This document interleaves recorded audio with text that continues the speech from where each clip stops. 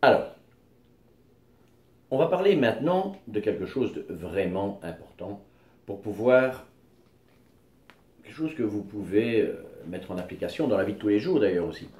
Rappelons une chose, l'hypnose, c'est d'abord et avant tout un mode de communication. C'est un mode de communication avec l'inconscient. Que ce soit l'inconscient de l'autre qui est en face de nous ou que ce soit notre propre inconscient.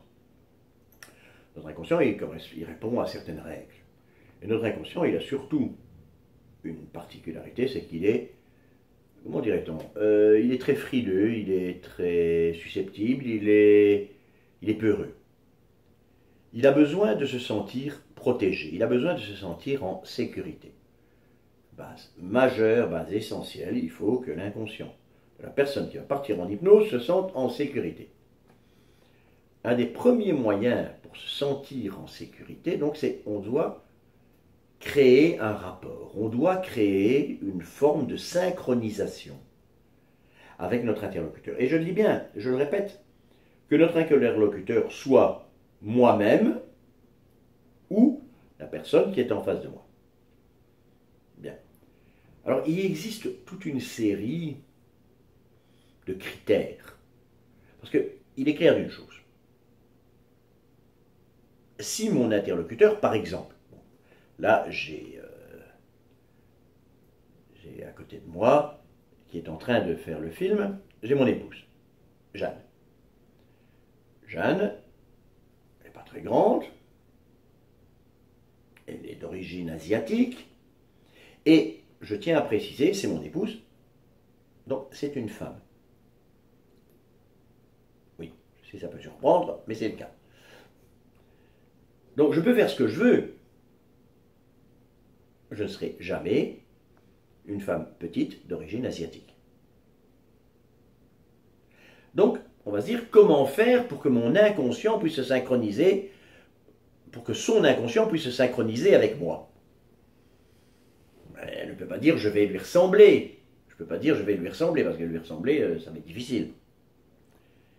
Et pourtant, il va falloir. Alors qu'est-ce que je vais faire? Je vais reprendre sa façon de s'exprimer, je vais reprendre sa façon de parler, je vais prendre les outils qu'elle utilise, les filtres qu'elle utilise pour exprimer le fond de sa pensée. C'est ce qu'on appelle créer une synchronisation. C'est une étape de base pour pouvoir se mettre en accord et rassurer l'inconscient de la personne avec qui je discute. Alors il existe toute une série d'outils que nous allons voir au fil des vidéos, l'une après l'autre.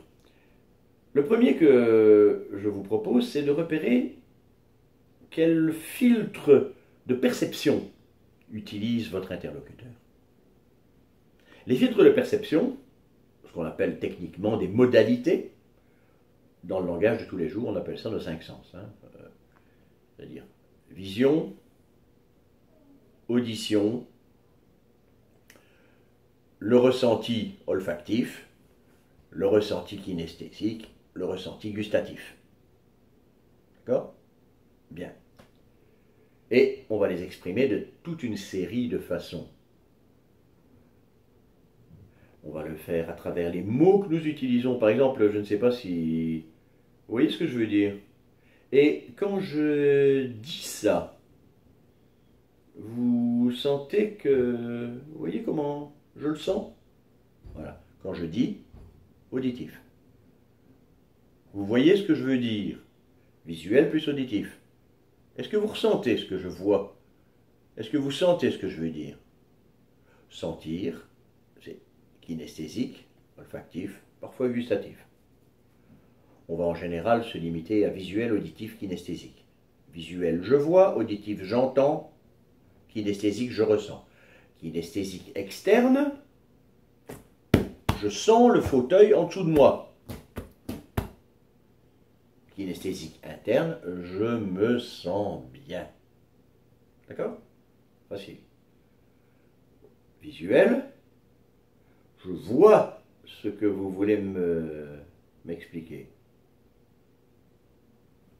Auditif, j'entends bien ce que vous me dites. D'accord? Donc,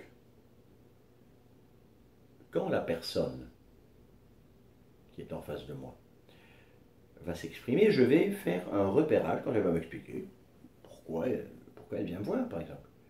Eh bien, je vais d'abord faire le repérage de comment elle s'exprime. Est-ce qu'elle est plutôt à tendance visuelle? Est-ce qu'elle est plutôt à tendance auditive? Est-ce qu'elle est plutôt à tendance kinesthésique? Et quand elle combine, comment est-ce qu'elle le combine? Et quand je vais lui parler à nouveau, je vais réutiliser les mêmes filtres. Comme je le disais tout à l'heure, nous allons analyser au fur et à mesure des vidéos, nous allons analyser toute une série de ces filtres. Mais par exemple, je vais reprendre là maintenant en utilisant le filtre auditif, kinesthésique et visuel. Je vais reprendre un petit morceau d'induction que j'avais utilisé sur une autre vidéo. Écoutez bien. Voilà. Et ce que je me demande, c'est comment vous avez envie de vous sentir tellement bien. Chaque fois que vous entendez le son de ma voix, chaque fois que vous imaginez le son de ma voix, chaque fois que vous ressentez le son de ma voix. Vous voyez ce que je veux dire? Voilà. Donc là, dans une même phrase, j'ai utilisé 3 filtres différents pour permettre à la personne qui est en face de moi, son inconscient, de pouvoir se calibrer, de pouvoir se synchroniser avec mon mode d'expression. Ok? Ah oui, c'est pas toujours facile, vous allez me dire, dans une conversation, de repérer exactement. Alors, il y a quelques petits trucs très simples. Hein. Quelqu'un qui est kinesthésique va avoir une tendance à parler lentement, beaucoup plus posément, beaucoup plus lentement. Quelqu'un qui est auditif, eh bien, on aura l'impression qu'on lui parle à l'oreille, il aura l'impression lui-même qu'on lui parle à l'oreille et qu'il répète ce qu'il dit, ce qu'on lui dit. Donc, le ton de voix, la vitesse de parole sera relativement moyenne. Et quelqu'un de visuel, par exemple, comme je suis en train de parler là pour l'instant, va parler très vite. Va parler très vite, pourquoi?